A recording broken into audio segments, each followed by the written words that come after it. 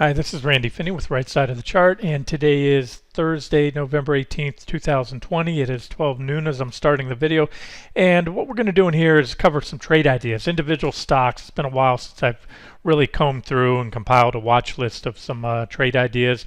I'm going to cover long trade ideas in this video, just keep it limited to that.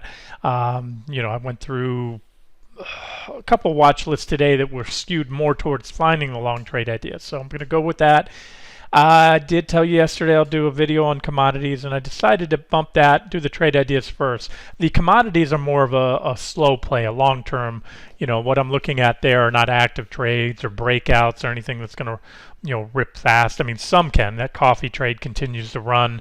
That's the nature of that beast. I told you that's how coffee trades. It doesn't just kind of grind around. Here's a stock market. This has been a sleeper lately, the NASDAQ 100. We're looking at futures kind of grinding around, and even if you go back for months, here, I'll do that right here. Well, we'll do it in a second on the 60-minute chart. We're in a big sideways sloppy trading range going nowhere. All right, with that being said, and I did mention in today's post, and I've been saying for a while, the odds favor doesn't mean it's set in stone, but the odds favor new highs again in the S&P. We're so darn close, and that'll probably happen. If it does, we'll eventually get there in the NASDAQ 100. The FANGs and those market leaders continue to lag behind, and again, that's either a temporary rotation because what's really moving the S&P 500 right now are those COVID-sensitive stocks.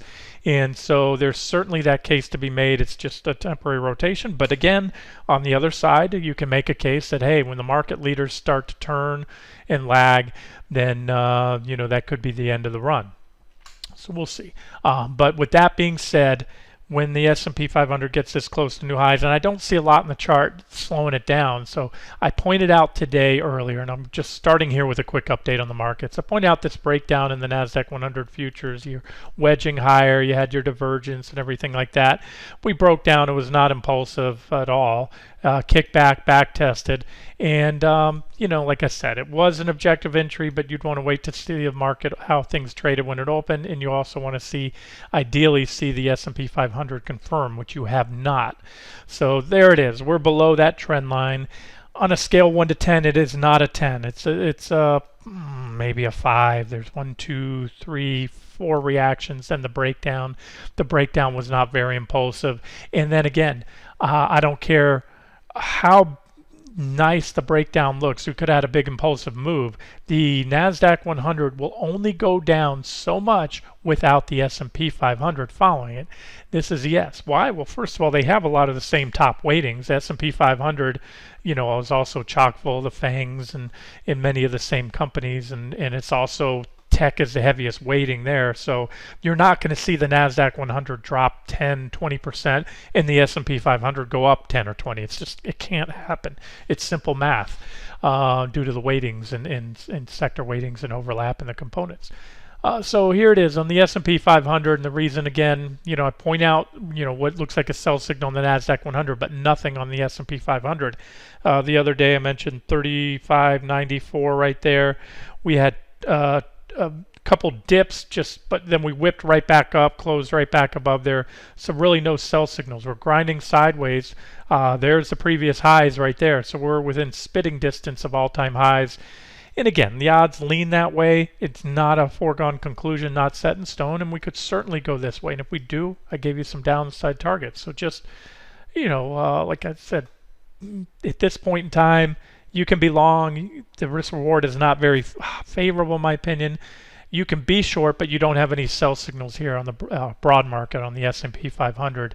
Just that breakdown in the NASDAQ 100, which again could prove to be a whipsaw, especially if the S&P 500 holds up here. So that's that. That's my outlook on the broad markets. Hasn't changed. There's the 15-minute chart of QQQ I've been watching. That trend line's better defined. Breakdown was somewhat impulsive from when you look at it here, and again, futures we were just looking at show the Globex session, so we were looking at round-the-clock trades. Here are 9:30 to 4 p.m. trades, and so that is a breakdown and a back test. But when I look at the SPY, that's again only a 15-minute chart. When I look at the SPY 15-minute, I can't draw a really nice trend line or any horizontal support that's been broken. I see a security in a near-term uptrend. Even on the 60-minute chart, I really can't force any trend lines. I don't want to force them. I never try to force a support or resistance level. I'd say there's a little bit of resistance right here, but again, it's what I just showed you on ES. There's a recent sideways trading range, and we're either going to break down below it or break above it, make a high. Any new high will certainly still be a divergent high. In fact, we'll have much larger divergence than we did there, and that's why I suspect that any new high soon will be just a marginal new high. What does that mean? Anywhere from less than a percentage point to maybe 5, 4, 3, 4, 5, 6, 7, probably no more than 8% before you have a reversal. Again, that's my best guess now. And when you hear me saying my best guess and it could do this and that, it's just, why trade it? You can trade it if you want. There's your breakdown in QQQ on the 60-minute chart. It's the same trend line. And we're back to resistance, minor resistance, about 293.40. So you could certainly put a short on here on QQQ if you're, active trading or even a swing trader. Where would you put your stops? Well, one of two places. Tight stop could be over 293.40 right there. Minor resistance all the way back here, reactions there. So it's a decent resistance level, or you might want to allow for a back test of the trend line like that. And again, any new high, you'd have to take out these previous highs to give us divergence like this. Otherwise, you're not going to have higher highs on the indicators. You have to, lower highs. You have to put higher highs in price to get that negative divergence. But I always say this, divergences are not an absolute must for a trend change. They just increase the odds you're going to get one. Okay, moving on. We're going to go into trade ideas in no particular order. I went through a couple watch lists today. I started out just sorting by today's big gainers. So you're going to notice a lot of what I'm covering, they're up pretty good today, like this one, gainers.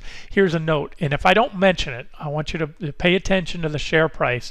When you see a stock trading under $1 a share, I can tell you right away that stock has questionable fundamentals. No stock should be under $1 a share. They face delisting when they trade under $1 a share too long, and in many cases, these stocks may already filed for Chapter 11 bankruptcy, like this one did recently, or that may be coming. Now, this is a wonky market. There's been article after article about how the retail traders are in full force since COVID hit. They stepped in March and they bought companies, and it's well documented. This stuff is tracked, it's traceable by the brokerage firms and all that.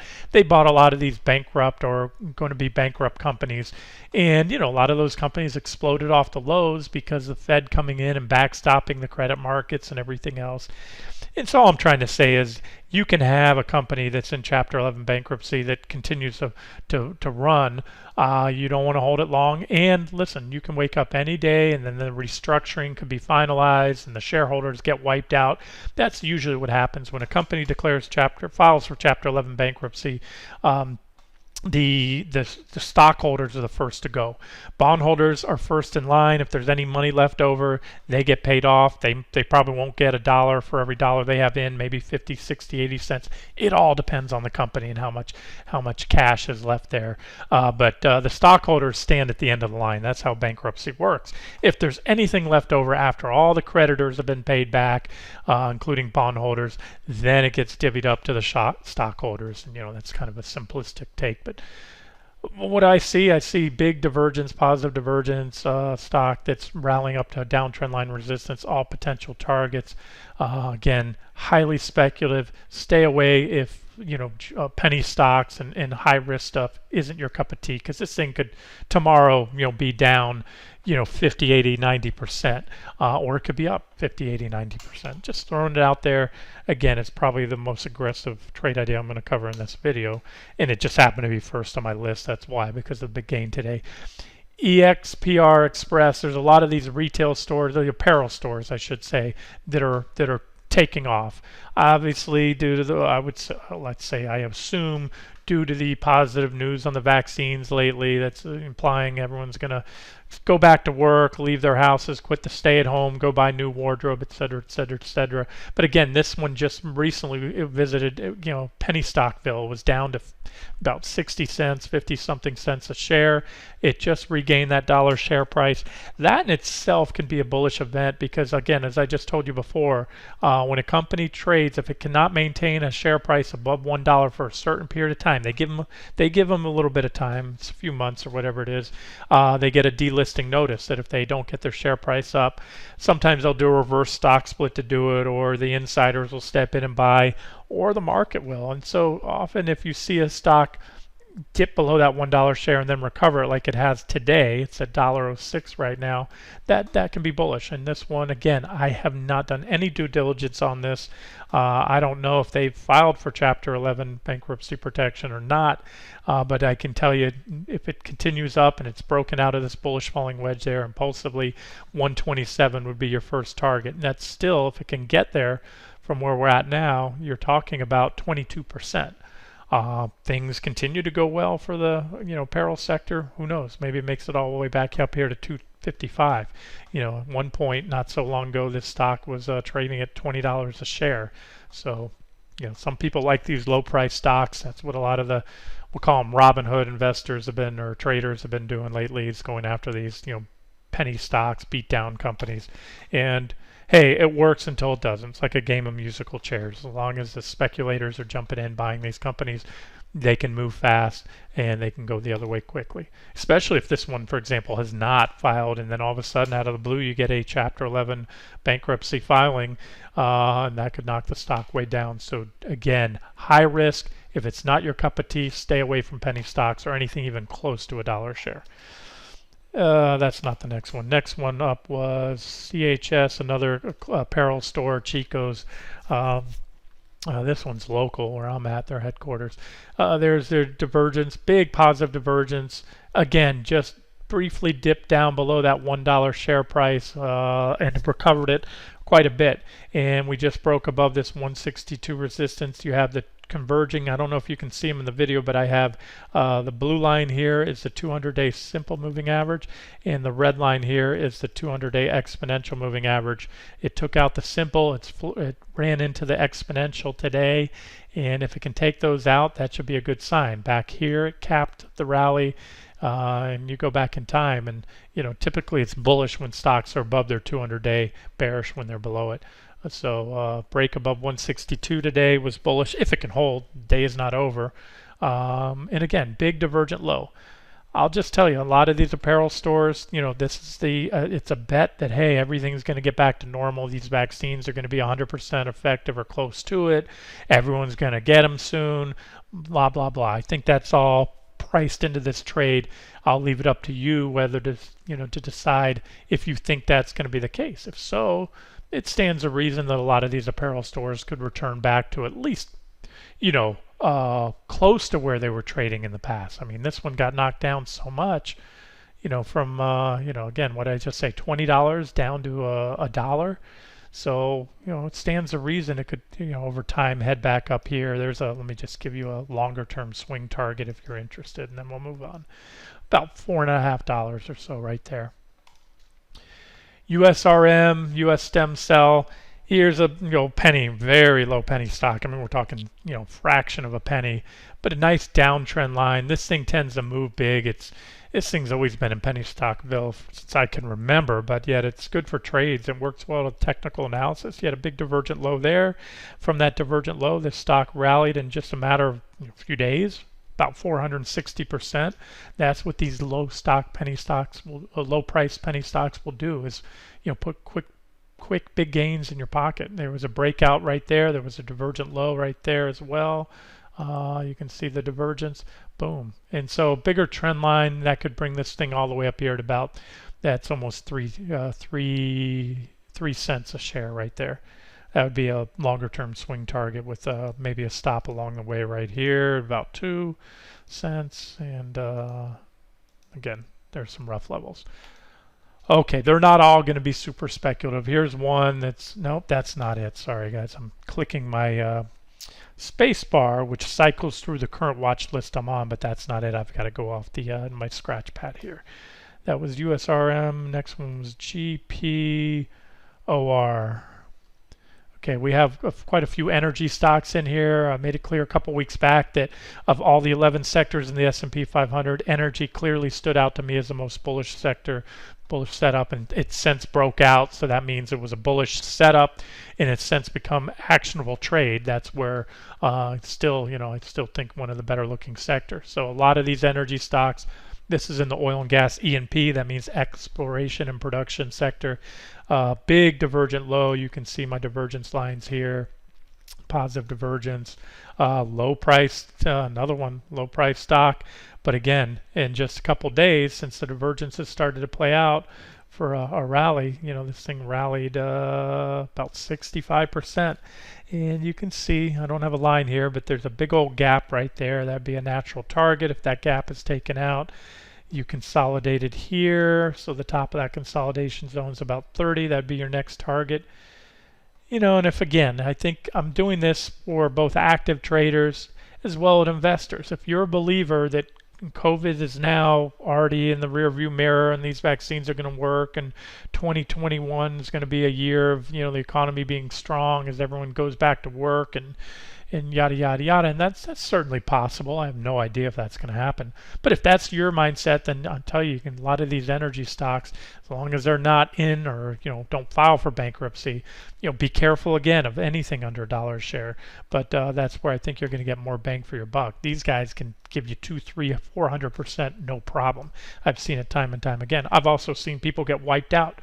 There have been many energy stocks that have just gone to the wayside, meaning zero in the last few years. So you have to know what you're trading, and if you don't, then stay away from it, or at least do your own due diligence. Next one up should be QEP, another oil and gas E&P stock breaking out today. So there's an actionable trade. There's a breakout above the downtrend line. It's crept up a little more since I first put on my list today. In fact, where was it? I don't even know if it had broken out yet. Yeah, it keeps running up today. I put it out here earlier when it was at that trend line, and it's since broke out. And since it broke out, that's been already a run of about 13% or so. My first target's there at 141. My second target's at 256. So a lot of upside there. Held support here about 85 cents. It's recovered that $1 level. And again, there's your potential targets. Stops that you need to use are going to be commensurate with your risk tolerance and with your price targets. Your higher your price target, typically the wider the stop you want to allow. And these guys move. Look, a stock that can go up 18% in a day, like this one is now, can drop 18% a day. And the swings are usually going to be in the high single digits to even double digits.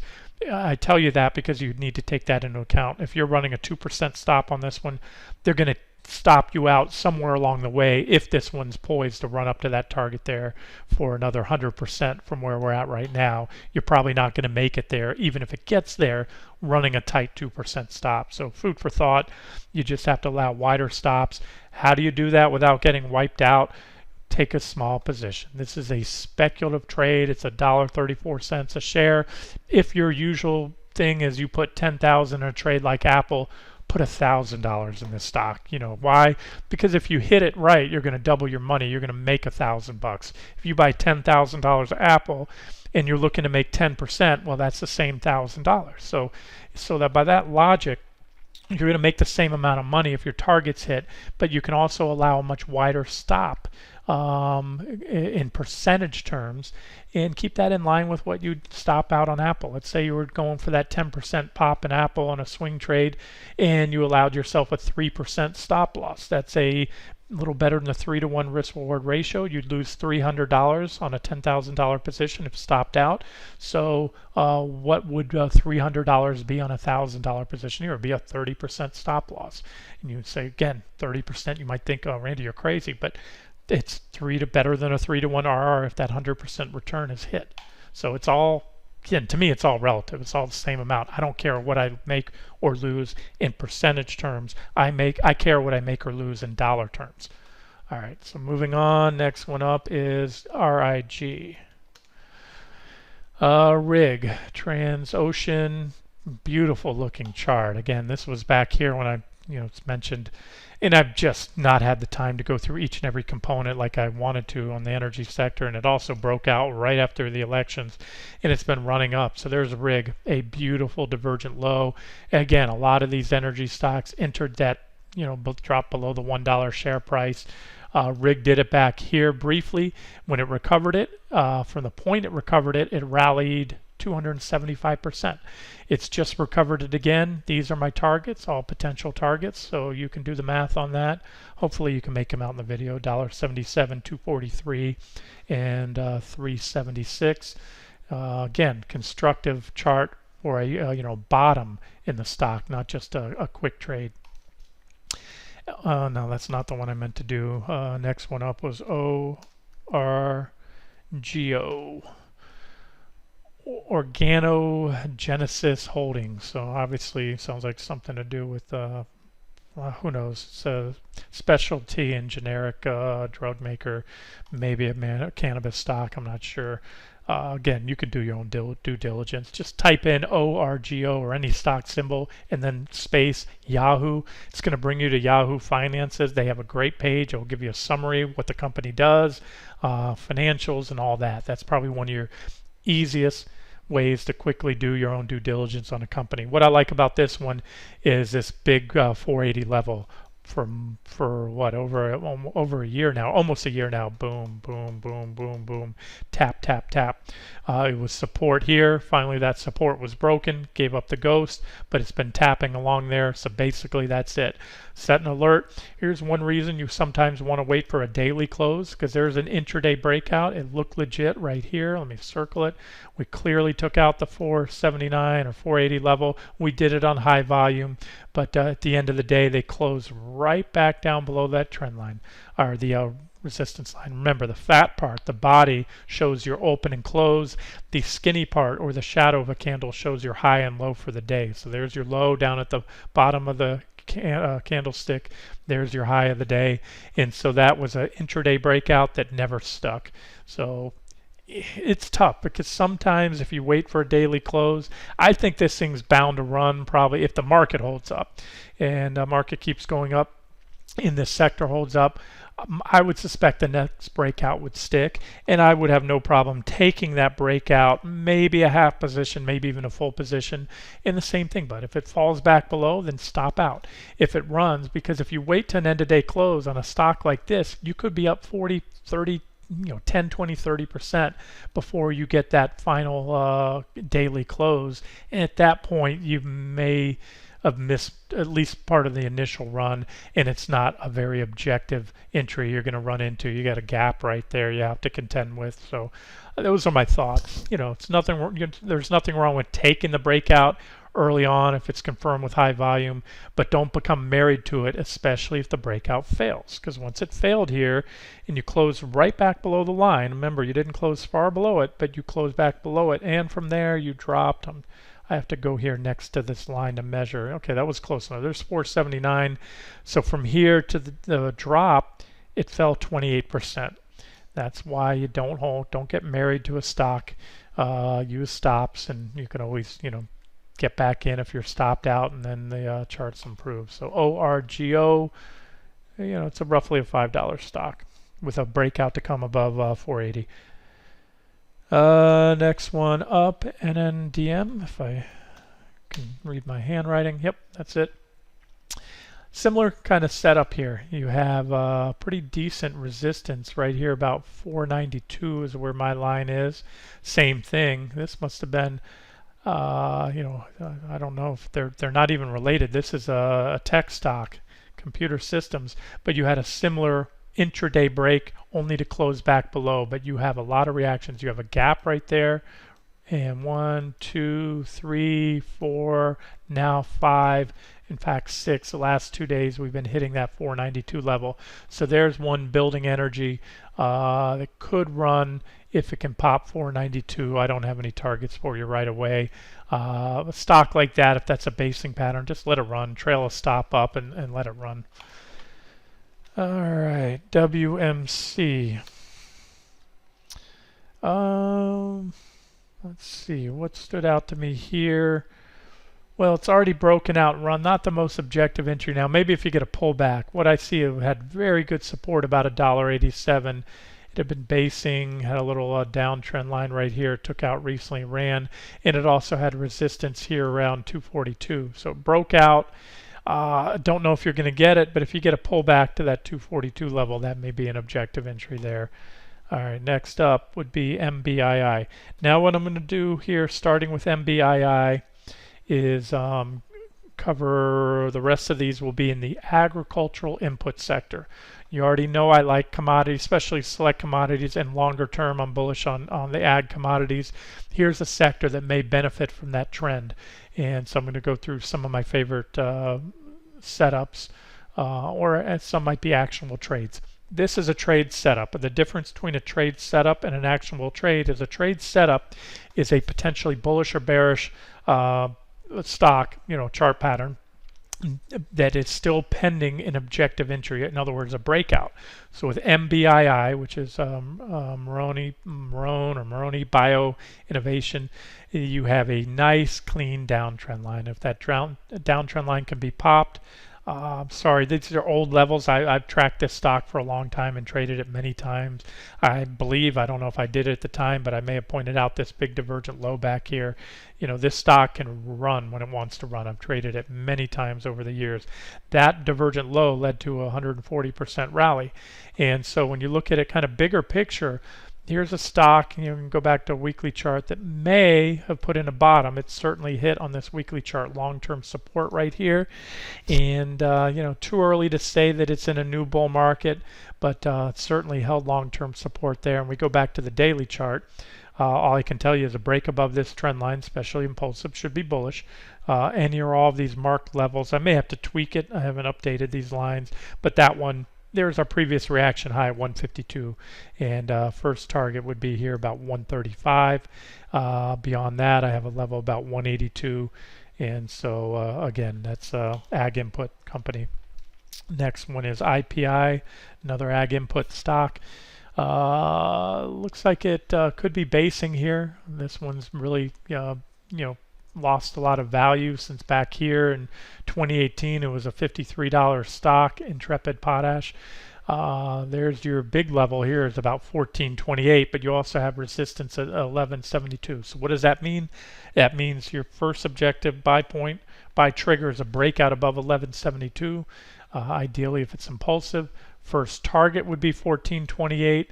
That would be roughly 23% of hit, and then a break above 1428, a solid break, would be your next objective long entry, and that should take us up here to about 2087. So let's just focus on that as a swing target now, a longer term target. That'd be about a 77% run of hit.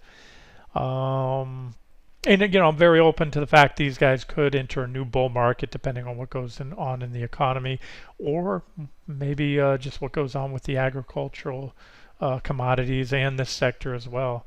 Sometimes the commodities can run and these guys can lag. It all, I trade everything based on its own chart, and I also like to look at the entire sector. One stock in here is bullish, and the rest are all bearish in the sector. Well, that bullish chart may or may not play out, but if you have, mostly bullish charts, then you have a better chance, because birds of a feather flock together, of course.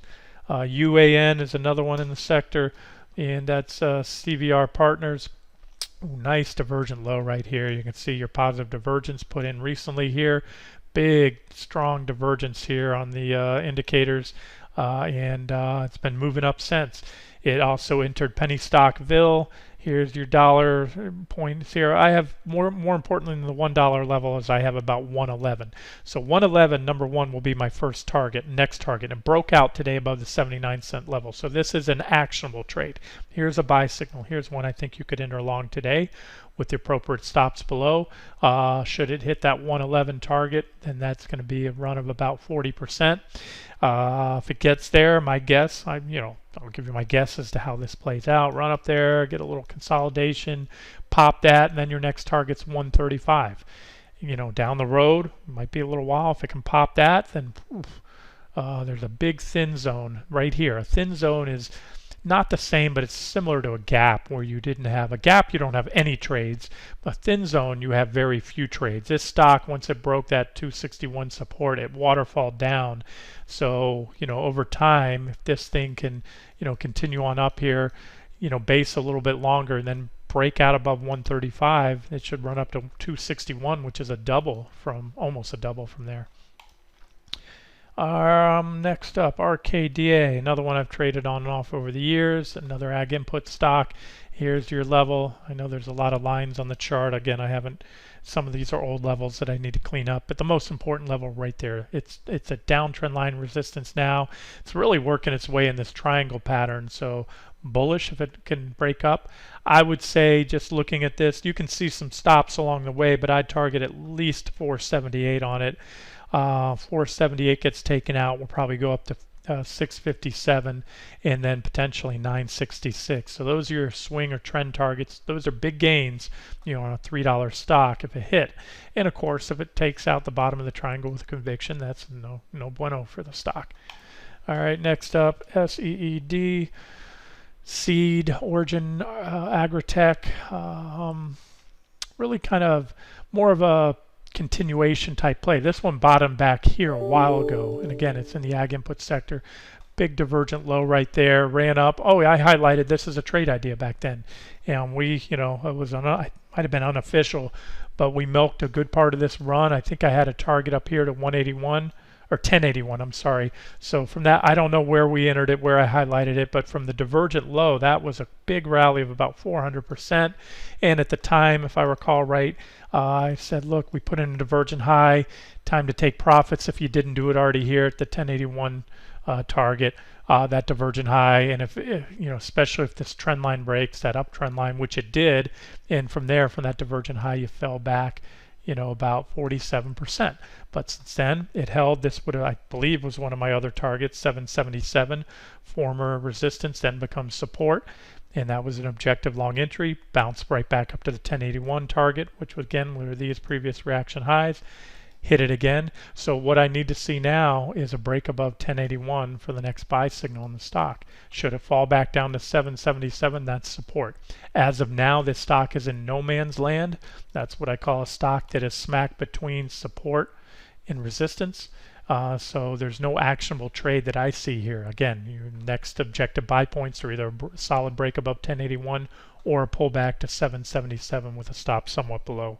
And if you want to look at notes like on this or anything, just go to the click on resources at the top menu of the site, go down towards the bottom of the page, and there's a drop down box, looks like this, and it says select ticker in here, and you hit that drop down box, then type in the word SEED, and it's going to bring you to all the posts on this one, so you can see the previous updates on that one.